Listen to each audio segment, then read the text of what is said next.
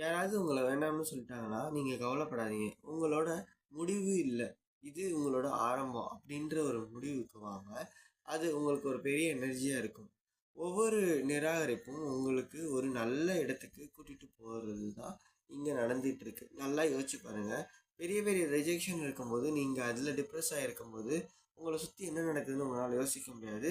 So, அத எதிர்த்து உங்களால போராட முடியாது. ரைட்? அத விட்டுட்டு நீங்க எங்க போணுமோ அத ஃபோக்கஸ் பண்ணி அதுக்கு போங்க. அந்த ரிஜெக்ஷன் உங்களுக்கு ஒரு புஷ் குடுக்குதுன்னு நெனச்சுட்டு, அந்த புஷ்ஷ பிடிச்சு இழுத்துட்டு போயிடும்.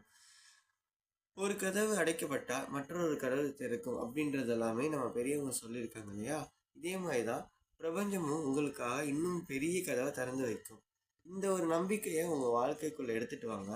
உங்கள விட ஒரு சிறந்த விஷயத்துக்கு நீங்க தகுதியானவங்க அப்படின்றது ஒரு மைண்ட் செட்டா நீங்க சேஞ்ச் பண்ணிட்டு, அந்த பழைய விஷயம் உங்கள விட்டு விலகுது.